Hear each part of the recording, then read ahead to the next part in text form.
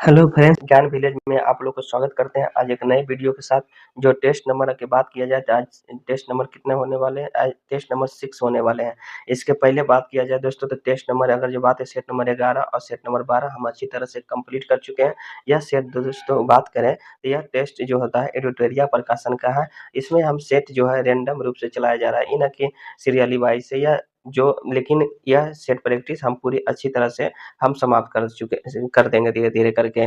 Daily एक set आपको daily आपको टेस्ट अगर जो देखना चाहते हैं तो 9 से 10 पीएम के 9 से 10 एएम के बीच में यह डेली की डेली आपको आज से अपलोड होगा। आज का सेट जो दोस्तों 10 एएम में अपलोड होगा। आप अगर जो इस वीडियो को देखना चाहते हैं तो उसके बाद देख सकते हैं। अगर जो आप इसका पीडीएफ लेना चाहते हैं, अगर ये पीडीएफ आपको चाहिए तो हमारा व्हाट्सएप का लिंक दिया रहेगा, व्हाट्सएप चैनल का लिंक दिया रहेगा, वहाँ पे आपको डेली बेसिस पर इसका पीडीएफ प्रोवाइड किया जाता है। अगर जो आप इसके अलावा दोस्तों अगर बात करें तो इसमें हमें आपको हम बता दें कि इसमें हम पीडीएफ के द्वारा यानी कि हर क्वेश्चन के ऊपर हम पीडीएफ लाए हैं। जैसे कि आप देख पा रहे हैं कि गौतम बुद्ध से अगर गौतम बुद्ध से जितने भी क्वेश्चन आपको मिलेगा या इसमें पीडीएफ में जैसे कि आप देख पा रहे हैं कि सभी बहुत से जितने भी क्वेश्चन आपको इस पीडीएफ के सहारे आपको देखने के लिए मिलेगा, जो कि बहुत बेहतरीन तरीके से हम आपको दिया जाएगा। इसके बाद अगर जो बात किया विजय सम्राट से क्वेश्चन आपको इस सेट में दिया गया है। अगर जो विजय सम्राट से क्वेश्चन के जितने भी बीएसएससी के लिए एग्जाम में पूछा गया क्वेश्चन है, हम आपको यहाँ पे आप एक झलक देख सकते हैं ताकि आने वाला अगले टेस्ट का क्वेश्चन जो है विजय सम्राट से आपको नहीं। इसी तरह से अगर आपके बात करें तो विदेशी कंपनी के आगमन से भी आपको इस तरह से आपको पीडीएफ देखने के लिए मिलेगा। इसके अलावा अगर जो आपकी ज्योग्राफी से अगर जो क्वेश्चन कर्क रेखा मकर रेखा से भी क्वेश्चन इसमें दिया गया आपको इस तरह से प्रोवाइड किया जाएगा। यह भी संविधान जो है। अब चलते हैं क्वेश्चन के ऊपर। आप जैसे कि आप देख पा रहे हैं तो चलते हैं देरी न करते हुए क्वेश्चन के ऊपर। वीडियो में बने रहे, लास्ट तक जरूर देखें। चलते हैं क्वेश्चन के ऊपर। इसमें पहला क्वेश्चन कर रहा है कि महात्मा बुद्ध ने अपना प्रथम जो धर्मचक्र परिवर्तन किस स्थान पर दिया था? आपको बताना। तो इसका राइट आंसर की बात किया जाए तो इसका राइट आंसर सारनाथ हो जाएगा।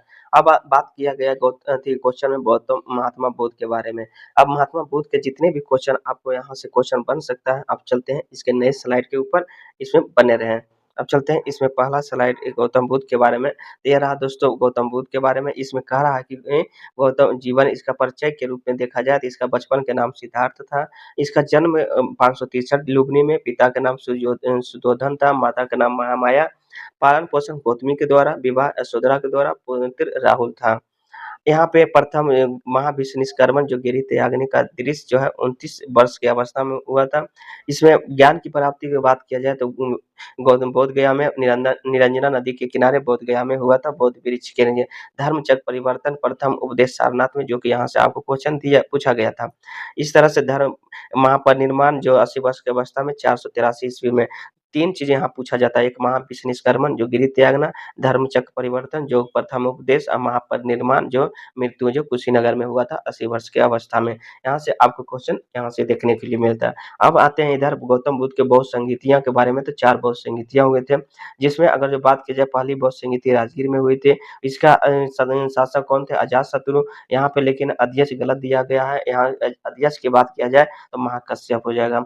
दूसरी बौद्ध संगीति वैशाली में हुआ था और शासक अगर कालाशोक था, लेकिन अध्यक्ष कौन थे? सावकामी थे। तीसरा बौद्ध संगीति पाटलिपुत्र में, शासक अशोक था। अध्यक्ष की बात किया जाए तो मोगलीपुत्र तिरसाल हुआ करते थे। चौथी बौद्ध संगीति कुंडलवन में हुआ था, जिसकी शासक कनिष्ठ था, लेकिन अध्यक्ष की बात किया जाए तो वसुमित्र था। वसुमित्र हो जाएंगे और उपगुप्त हो जाएगा तो अश्वघोष हो जाएंगे। तो इस तरह से 4 बौद्ध संगीतियां हुई थी, शासक और अध्यक्ष हम आप अच्छी तरह से देख सकें। अष्टांगिक मार्ग की बात की जाए तो 8 अष्टांगिक मार्ग था, 8 हो जाएगा। बौद्ध के पिटक की बात किया, त्रिपिटक की बात किया जाए तो शुद्ध पिटक, विनय पिटक, अभिधम पिटक। अगर साहित्य की अगर बात की जाए, कथा की बात की जाए तो जातक कथाएं, आभाषा, पाली था। इस तरह से इतना गौतम बुद्ध से क्वेश्चन दिया गया है। अब चलते हैं अगले क्वेश्चन के ऊपर। तो यहाँ पे राइट आंसर हो जाएगा। अब यहाँ पे आपको बात करें तो यहाँ पे आप सारनाथ, सॉरी यहाँ पे टिक गलत लगा दिया गया, यानी कि सारनाथ यहाँ पे राइट आंसर हो जाएगा। वैशाली पाटलिपुत्र, लुम्बिनी इस तरह के बारे में तो आप अच्छी तरह से अभी देख चुके हैं। अब चलते हैं अगले क्वेश्चन के ऊपर। अगला क्वेश्चन 2 नंबर का रहा है कि कनिष्क के शासनकाल में बौद्ध सभा किस नगर में आपको बताना है आयोजित की गई थी। तो कनिष्क के शासनकाल में बौद्ध संगीति की चौथी बौद्ध संगीति हुई थी, जिसके शासक कनिष्क थे। अध्यक्ष की बात किया जाए, यह अध्यक्ष जो हुआ था किसके द्वारा? वसुमित्र के द्वारा। वसुमित्र हो जाएंगे। अगर एक अश्वघोष थे, अश्वघोष हो जाएंगे। अब यहाँ पे बात की है कि कौन सा स्थान पर हुए थे, तो कुंडलबर्ग कश्मीर हो जाएगा। कहाँ? कुंडनबन कश्मीर हो जाएगा। राइट आंसर सी हो जाएगा। अब चलते हैं अगले क्वेश्चन के ऊपर। अगला क्वेश्चन नंबर का रहा है कि 3 नंबर वे शिक्षक जिन्हें बौद्ध जो है महाविश्व निष्कर्मण, जैसे कि आप पीडीएफ में देख चुके थे, आपको स्लाइड में बताया कि महाविश्व निष्कर्मण कब हुआ था? जब गौतम बुद्ध 29 वर्ष की अवस्था में गृह त्यागने के बाद जो कहलाया था महाविश्व निष्कर्मण। उसके बाद पहले जो ज्ञान की प्राप्ति का प्रयास किसने किया था? आपको बताना है कि जब पहले घर से त्यागे थे 29 वर्ष की अवस्था में, तो उसके ज्ञान की प्राप्ति के लिए सबसे पहले किससे ज्ञान लिए थे? तो यह हो जाएगा आंसर अलार कलाम हो जाएंगे। अलार कलाम रुद्रक रामपुत्र हो जाएंगे। अलार कलाम से जो है गौतम बुद्ध ने किसके शाक्य जो है किसके किसके लिए थे शिक्षा लिए थे? संख्या दर्शन के शाक्य दर्शन की शिक्षा ग्रहण किए थे गौतम बुद्ध। ऑप्शन सी इसका राइट आंसर हो जाएगा। अब बात करते हैं, चलते हैं क्वेश्चन नंबर अगले क्वेश्चन 4 नंबर के ऊपर। करा निम्नलिखित में से कथनों पर विचार कीजिए। आपको पूरा क्वेश्चन नहीं दिख पा रहा होगा, अब इस तरह से पूरा क्वेश्चन आपको दिखने में कह रहा है कि बताना है कि महात्मा पहला कह रहा है कि बात करें तो करा मोहम्मद तुगलक ने हर्यक एवं बुक्का ने बंदी बनाकर इस्लाम से दीक्षित कर दिया गया था। दूसरा करा आरंभ में जो विजयनगर की व्यवस्था कॉर्पोरेटिव कॉमनवेल्थ की गई थी। तीसरा करा हसन गंगू ने विजयनगर साम्राज्य की स्थापना हर्यक और बुक्का की मदद से किया गया था। यहाँ पे क्वेश्चन में कुछ एक चीज आया है दोस्तों, विजयनगर साम्राज्य। बात करें तो क्या विजयनगर साम्राज्य का बात चर्चा हुआ है यहाँ पे, विजयनगर साम्राज्य का। तो हम विजयनगर साम्राज्य के बारे में हम पूरा जान लेते हैं, उसके बाद इस क्वेश्चन के आंसर के ऊपर चलते हैं। तो ये रहा दोस्तों विजयनगर साम्राज्य का पूरा क्वेश्चन। आप यहाँ से आप इस स्लाइड में आप अच्छी तरह से देख सकते हैं कि विजयनगर साम्राज्य से जितने भी क्वेश्चन बिहार एसएससी में पूछने के लिए बनता है, यहाँ पे हम इस स्लाइड में देखने वाले हैं। तो पहले इसके स्थापना की बात करें, इसकी स्थापना की बात किया जाए, इसकी स्थापना जो है हर्यक एवं बुक्का प्रथम के द्वारा 1336 ईस्वी में किया गया था। राजधानी की बात की जाए तो हम्पी जो तुंगभद्रा तट पर है। प्रेरणा गुरु विद्यालय से हिंदू धर्म और संस्कृति का रक्षा करना। विजयनगर में अगर जो बात की जाए टोटल जो है साम्राज्य 4 हुए थे, संगम वंश, सलूप वंश, तुलु वंश, अरबिडो, जिनका कार्यकाल नीचे दिया हुआ है 1336 से 1485 तक संगम काल रहा था। इनकी संस्थापक हर्यक एवं बुक्का के द्वारा महान शासक इसमें देवराय द्वितीय हुआ करते थे संगम काल में। सालुक वंश में संस्थापक सालुक नरसिंह थे।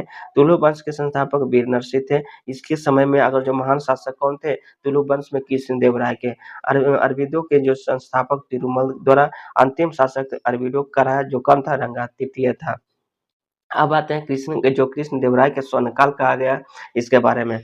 महानतम शासक तुलु कृष्णदेव राय किस वंश से थे? तो तुलु वंश का क्वेश्चन पूछा जाता है। इसे उपाधि की बात की जाए तो आंध्र भोज, अभिनय भोज की उपाधि दिया गया था कृष्णदेव राय को।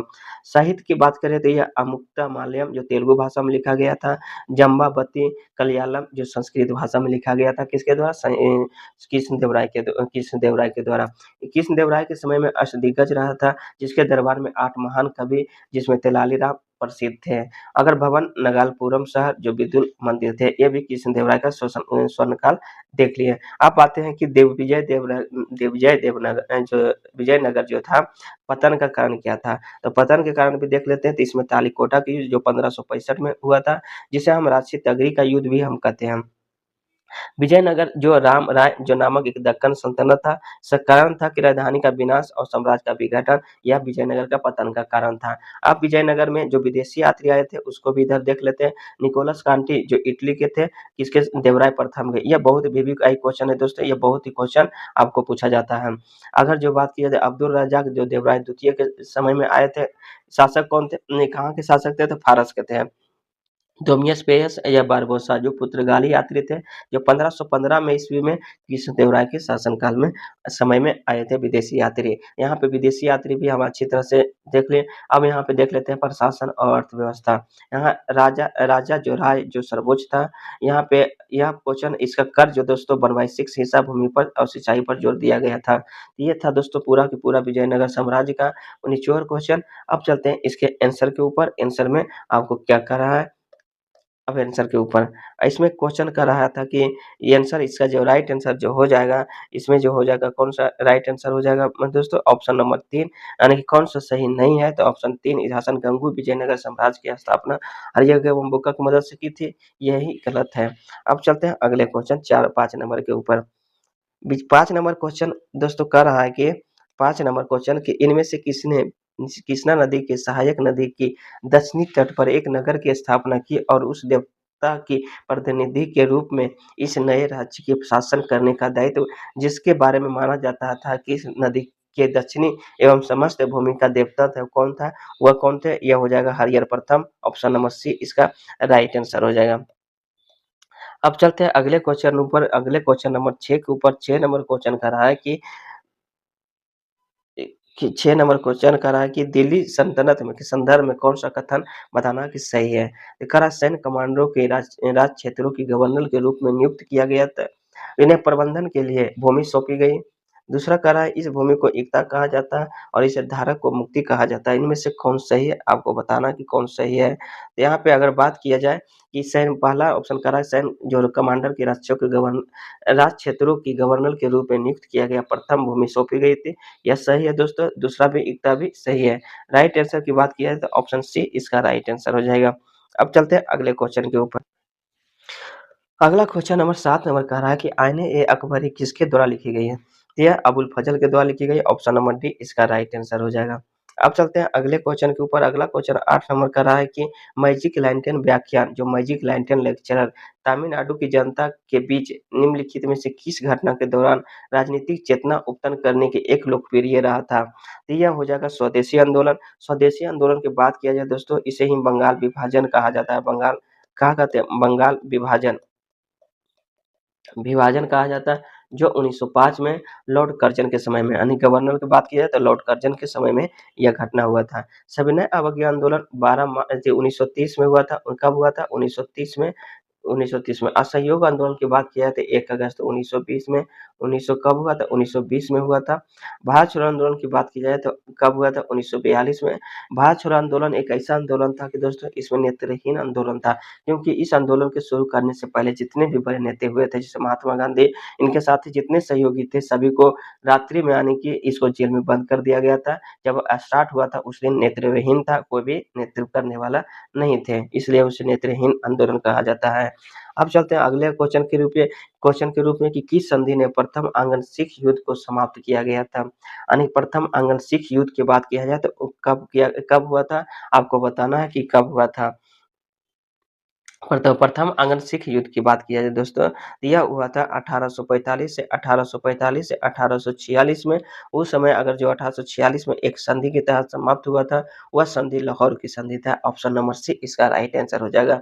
इसके बाद अगर बात की जाए सिख युद्ध का, सेकेंड सिख युद्ध हुआ था, पहला सिख युद्ध हुआ, ये पहला सिख हुआ। सेकेंड सिख युद्ध की बात किया जाए तो 1848 से 1849 के बीच में हुआ था।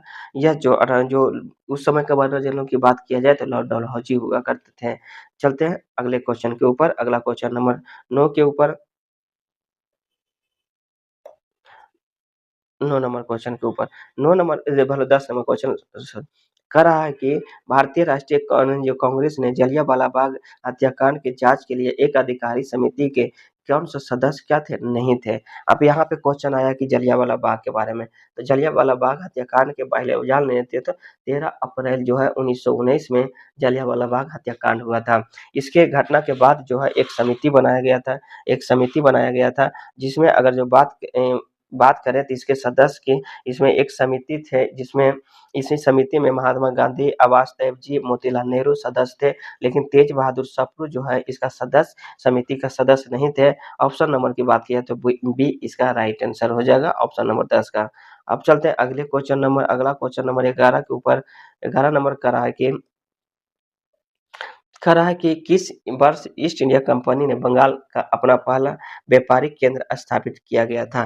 तो ईस्ट इंडिया कंपनी के बाद यहाँ पे क्वेश्चन आया है कि ईस्ट इंडिया कंपनी, तो ईस्ट इंडिया कंपनी से जानने से पहले हम आपको चलते हैं अगले पैराग्राफ के ऊपर। अब चलते हैं, ये डायग्राम रहा दोस्तों, जो कि भारत में जो विदेशी कंपनियां था, जो फैक्ट्रियां था, कब और कहाँ स्थापित किया गया था, इससे जान लेते हैं, उसके बाद उस क्वेश्चन को आंसर करेंगे। तो पहला अगर जो बात की, सबसे पहले जो भारत में आया था पुर्तगाली के द्वारा, पुर्तगाली आए थे जो 1498 ईस्वी में। उसने अगर बात की जाए कौन थे, कालीकट एक स्थान पर पहुंचे थे, वो व्यक्ति वास्को डी गामा थे। इन्होंने, पुर्तगाली ने अपना पहला व्यापारी कोठी जो है 1503 में कोची में खोला गया था। इसने अपना मुख्यालय 1510 को कुआ को बनाया था पुर्तगाली। उसके बाद की बात किया जाए तो डच आए थे जो कि 1602 ईस्वी में। इन्होंने अपना पहली फैक्ट्री की बात किया जाए तो मुसोलीपट्टनम में 1605 ईस्वी में स्थापित किए गए थे। इसके अलावा 1610 में पुलिकट में, नागपट्टनम में। उसके बाद तीसरा अगर बात किया जाए, अंग्रेजियों ने, अंग्रेजों आने वाला दूसरा था, लेकिन कंपनी व्यापारी कोठी खोलने वाले तीसरे थे अंग्रेज। उन्होंने अपना 1613 ईस्वी में सूरत में अस्थायी फैक्ट्री खोला गया था अंग्रेजों के द्वारा। उन्हें फोर्ट सेंट जॉर्ज जो मद्रास में 1639 ईस्वी में, कलकत्ता में 1690 में फोर्ट विलियम की स्थापना किए गए। उसके बाद डेनिस आया 1616 ईस्वी में, जिन्होंने त्रावणबार में 1620 ईस्वी में। उसके बाद फ्रांसीसी 1664 में आए थे भारत। उसके बाद पहली फैक्ट्री 1668 ईस्वी में सूरत में स्थापित किया गया था, किसको, फ्रांसीसियों के द्वारा। जो पांडुचेरी को अपने मुख्यालय बनाया कब, 1674 ईस्वी में। या विदेशी कंपनी को फैक्ट्री यहाँ पे देख चुके हैं। अब चलते हैं क्वेश्चन के ऊपर। आप आसानी से क्वेश्चन के ऊपर यह कह रहा है कि बंगाल में कब, ऐसे तो पहला व्यापारिक कोठी जानते हैं कि आपने कि 1613 ईस्वी में खोला गया था अंग्रेजों के द्वारा, लेकिन बंगाल में बात किया जाए तो 1651 यहाँ पे राइट आंसर हो जाएगा। वही पटना की बात की जाए तो 1632 हो जाता है, तो यहाँ पे राइट आंसर ऑप्शन बी हो जाएगा। अब चलते हैं अगले क्वेश्चन के ऊपर। अगला क्वेश्चन नंबर 12 को देख लेते हैं। तो 12 नंबर क्वेश्चन कर रहा है कि किसने कहा कि भारतीय राष्ट्रीय कांग्रेस ने लोकप्रिय विद्रोह को रोकने के लिए एक षड्यंत्र के तहत उत्पन्न हुआ था? आपको बताना कि एक षड्यंत्र के द्वारा उत्पन्न हुआ था, वो कौन थे? R C. Dutta, option number C इसका राइट आंसर हो जाएगा। अब चलते हैं अगले क्वेश्चन के ऊपर। अगला क्वेश्चन 13 नंबर का है कि खुदीराम बोस ने किस स्थान पर किंग्सफोर्ड की हत्या का प्रयास किया गया था? तो यह मुजफ्फरपुर हो जाएगा, मुजफ्फरपुर इसका राइट आंसर हो जाएगा। यहाँ पे बात किया जाए कि यह घटना मुजफ्फरपुर में जो घटना हुआ था, यह 1908 ईस्वी में हुआ। 1908 ईस्वी में, जो मुजफ्फरपुर बिहार में पड़ता है। इसमें दो व्यक्ति थे, एक खुदीराम बोस, एक प्रफुल्ल चाकी थे। कौन थे? एक किंग्सफोर्ड थे, दूसरा प्रफुल्ल चाकी थे। जिन्होंने एक जिला अधिकाधीश जो किंग्सफोर्ड की हत्या के कोशिश की, लेकिन यह असफल रहा और गलती से बम जो फेंका था किंग्सफोर्ड की, जो लेकिन गलती से कैनेडी पर गिर गया और उसकी पत्नी और उसकी पुत्री की मृत्यु हो गई, जिसके कारण जो होता है खुदीराम बोस को फांसी की सजा दिया गया, लेकिन प्रफुल्ल चाकी ने आत्महत्या कर ली। तो ऑप्शन नंबर, यह घटना जो दोस्तों यहाँ पे आप जान चुके हैं, इसका राइट आंसर सी हो जाएगा। अब चलते हैं अगले क्वेश्चन 14 नंबर क्वेश्चन के ऊपर। कह रहा है आर्कटिक क्षेत्र अंटार्कटिका महाद्वीप किसके निकट स्थित है? आपको बताना है, तो यह हो जाएगा राइट आंसर उत्तर और दक्षिणी ध्रुव के निकट, ऑप्शन नंबर सी इसका राइट आंसर हो जाएगा। 15 नंबर क्वेश्चन कर रहा है कि भौगोलिक अपरदन चक्र की संकल्पना जो है इनमें से किसने प्रस्तुत किया है? आपको बताना है किसके प्रस्तुत किया गया, तो यह किया गया एस.डब्ल्यू. ओल्डररिच के द्वारा, ऑप्शन नंबर सी इसका राइट आंसर हो जाएगा। अब चलते हैं अगले क्वेश्चन के ऊपर। अगला क्वेश्चन नंबर कह रहा है कि 16 नंबर देख लेते हैं। कह रहा है कि महाद्वीपीय जो है विस्थापन का सिद्धांत पुष्टि किस कथन में जा सकती है? इसका बताना है कि किसके किया जा सकते हैं।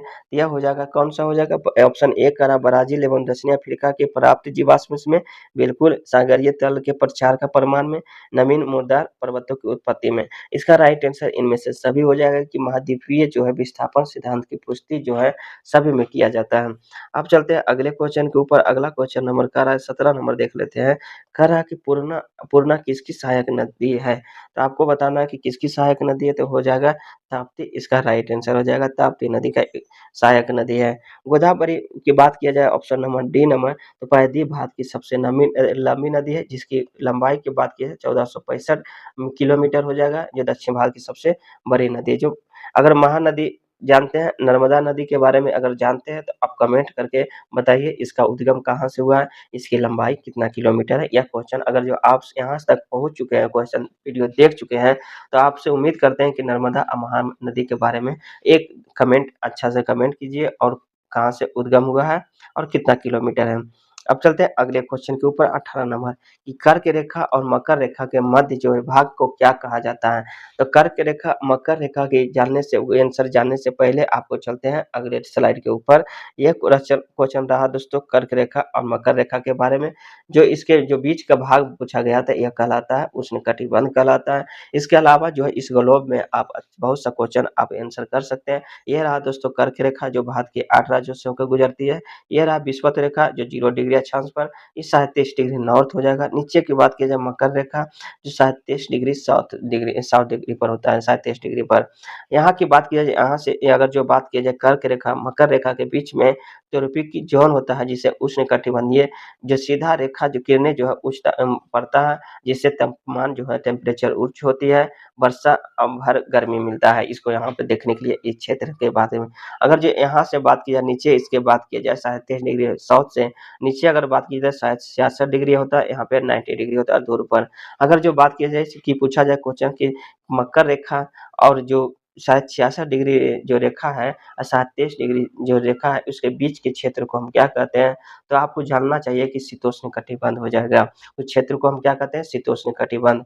अगर वही शायद 66 डिग्री और 90 डिग्री के बीच के भाग को हम बात करें तो उसे शीत कटिबंध कहते हैं, शीत कटिबंध कहते हैं। तो यहाँ पे आपको 3 क्वेश्चन अच्छी तरह से आप याद कर चुके हैं। अगर क्वेश्चन आपको पूछा जाए आगे का सेट में तो आप आसानी से इसके हल कर सकते हैं कि फिर से बताते हैं कि 37 डिग्री नॉर्थ और 37 डिग्री साउथ के जो बीच की जो एरिया है उसे हम उष्णकटिबंध कहते हैं। अगर 37 डिग्री साउथ और शायद 66 डिग्री साउथ के बीच की एरिया कहे या तो 37 डिग्री नॉर्थ और शायद 66 डिग्री नॉर्थ के एरिया की बात करें, दोनों के क्षेत्र को हम शीतोष्ण कटिबंध ही कहा जाता है। अगर शायद 66 डिग्री साउथ और 90 डिग्री ध्रुव के बीच की एरिया को शीत कटिबंध, इधर भी क्या हो जाएगा? शीत कटिबंध हो जाएगा, शीत कटिबंध जैसा कि आप यहाँ पे टाइप किया हुआ है। तो यह क्वेश्चन आप आसानी से यहाँ पे समझ चुके हैं। अब चलते हैं क्वेश्चन के ऊपर, क्वेश्चन क्या कर रहा था, आपको आंसर देना है। तो यहाँ पे आप बताइए कौन सा आंसर होगा? आसानी से आप इसका आंसर कर दे सकते हैं कि उष्णकटिबंध कहते हैं।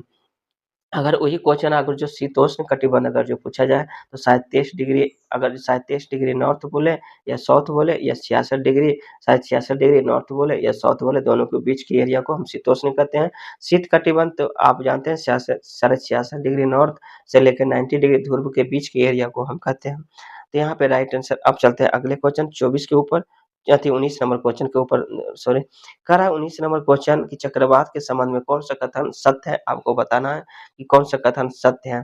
तो हो जाएगा केंद्र में उच्च दाब उच्च होते हैं, यह बिल्कुल गलत है दोस्तों। जब चक्रवात चलता है तो केंद्र में निम्न निम्न जो होता है कम दबाव उच्च होता है। उतली दूसरा ऑप्शन कर रहा है उतली गोलार्ध की उसकी दिशा घड़ी के अनुरूप होती है, गलत है दोस्तों, ये भी गलत हो जाएगा। दक्षिणी गोलार्ध में इसकी दिशा घड़ी के सुई की विपरीत दिशा में होती है, यह भी गलत है। यहाँ पे 3 के 3 भी जो है कोई भी गलत नहीं है, लेकिन पूछा गया तीनों के तीनों गलत है दोस्तों। यहाँ पे पूछा था कौन सत्य है, तो ये हो जाएगा इनमें से कोई नहीं, इनमें से कोई भी सत्य नहीं है। 19 का 4 हो जाएगा। अब चलते हैं अगले क्वेश्चन के ऊपर। अगला क्वेश्चन नंबर 20 नंबर क्वेश्चन कर रहा है कि हिमालय जो पर्वत श्रृंखला में कौन रूप में रूप मुख्य रूप से कौन सी श्रेणियां पाई जाती हैं? जो हिमालय पर्वत श्रृंखला के बारे में आपको बात किया जाए तो यह हो जाएगा बृहद हिमालय पाया जाता है, पूर्वांचल हिमालय पाया जाता है और शिवालिक हिमालय पाया जाता है। यह ऑप्शन की आंसर कौन सा हो जाएगा? 1, 2 और 3। ऑप्शन नंबर 1 इसका राइट आंसर हो जाएगा। अब चलते हैं अगले क्वेश्चन के ऊपर। अगला क्वेश्चन नंबर 21 नंबर का रहा है कि भारतीय सर्वोच्च न्यायालय के न्यायाधीशों की नियुक्ति कौन करता है? जब बातें भारतीय सर्वोच्च न्यायालय की बात किया जाए, यहाँ पे क्वेश्चन किया गया है भारतीय सर्वोच्च न्यायालय। तो इसके अगर जो सबसे पहले इसका आर्टिकल पूछा जाए कि इसका गठन जो है सर्वोच्च न्यायालय का गठन जो है किया गया है, आर्टिकल 124 के तहत 124 हो जाएगा।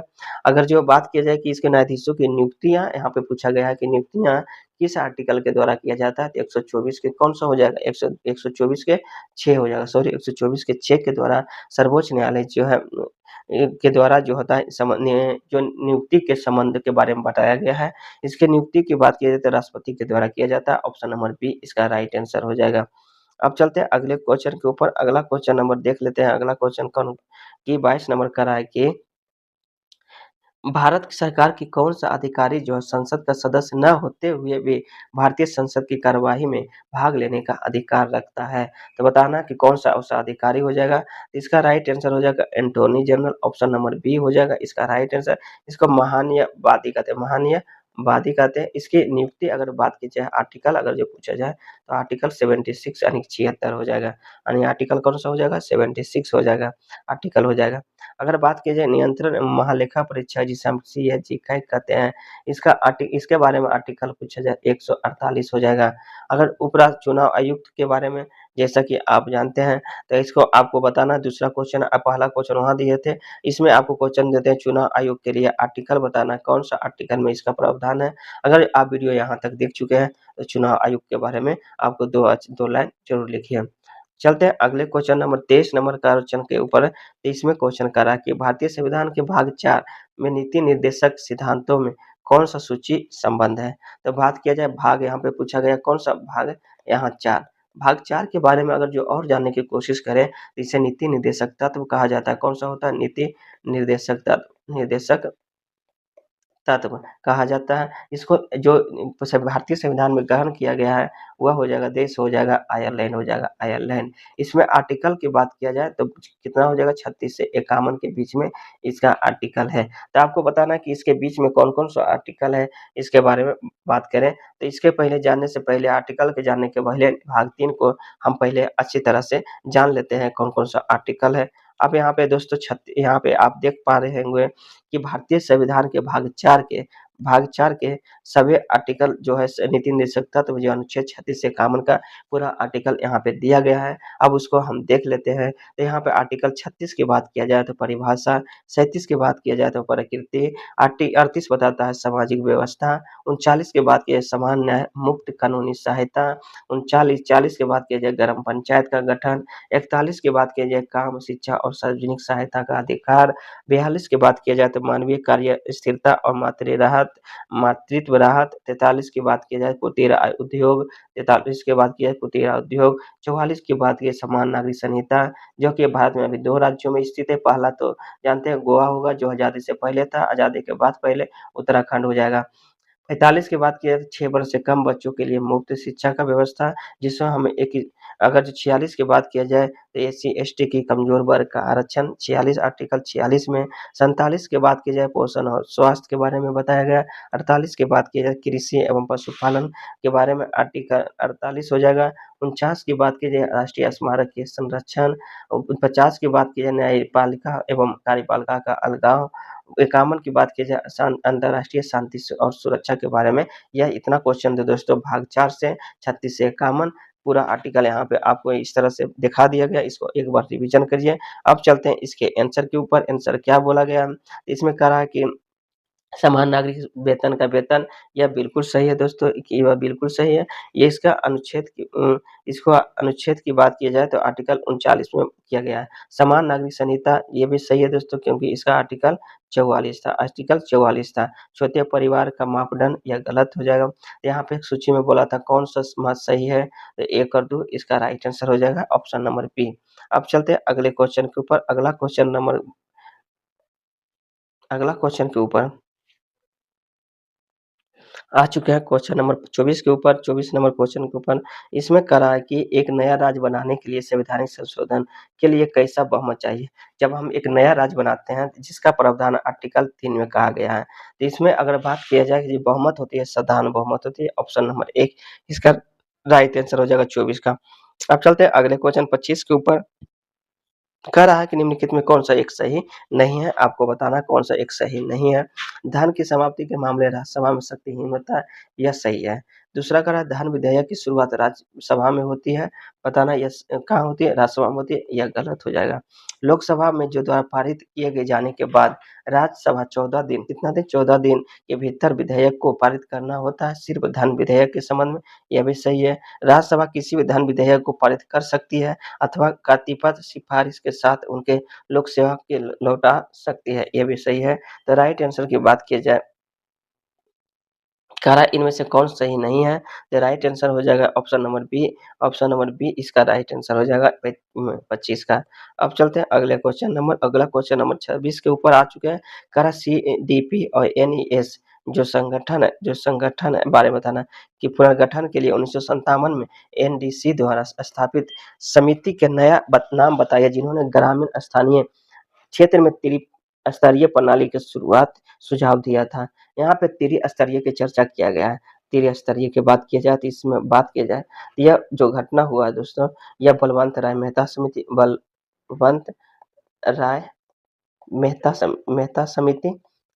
समिति जिसमें हम बात किया जाए कि त्रिस्तरीय दिया गया। तीन स्तरीय कौन कौन सा होता है?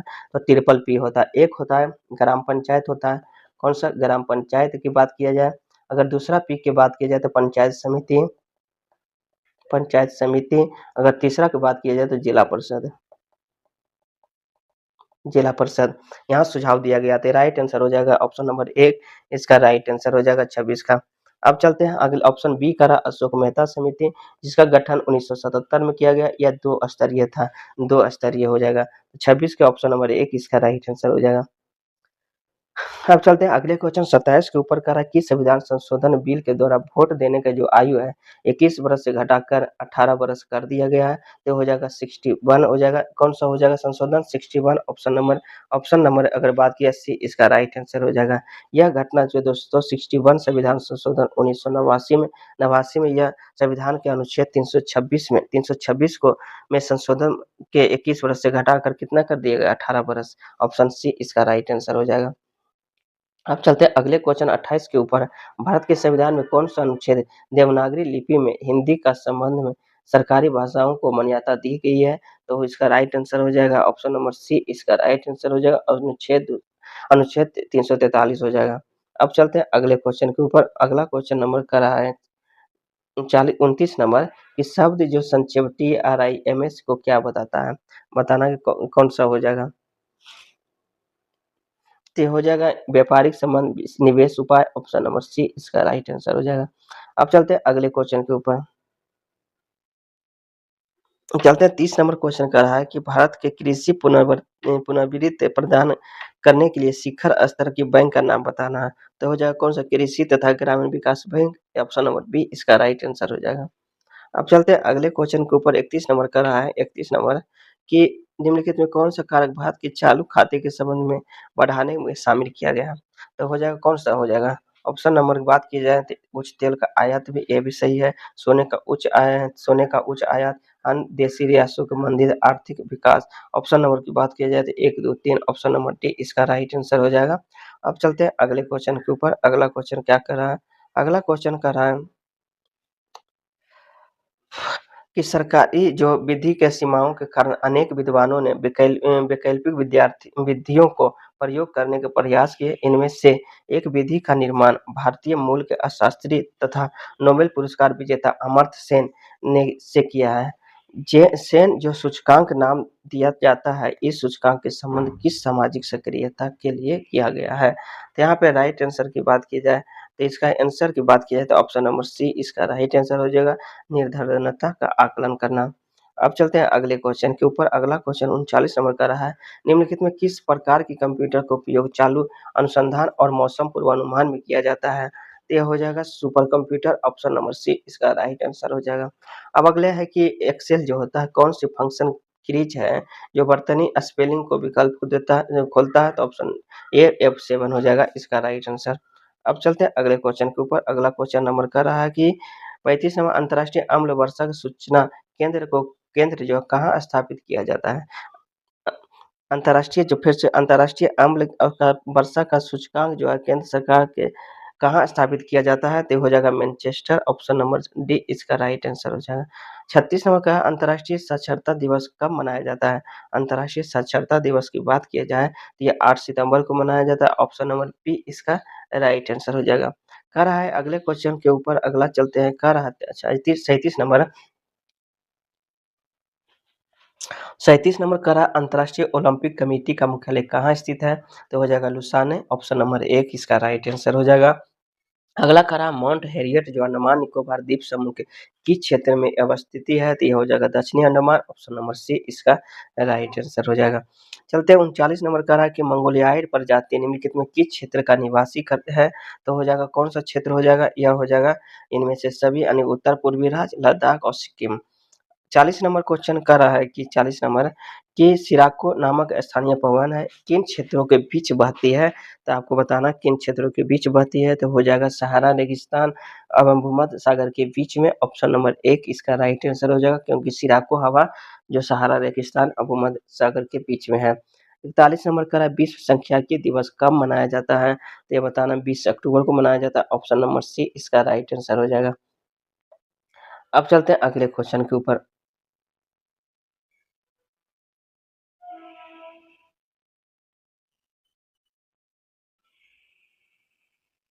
अगला क्वेश्चन नंबर 42 नंबर का रहा है कि भारत के वन स्थिति रिपोर्ट 2023 के अनुसार क्षेत्रफल में सर्वाधिक जो है वन आवरण वाले 3 राज्यों बताना कि कौन सा वो राज्य है, तो यह हो जाएगा कौन सा, मध्य प्रदेश होगा सबसे पहले, अरुणाचल प्रदेश और छत्तीसगढ़, ऑप्शन नंबर सी इसका राइट आंसर हो जाएगा 42 का।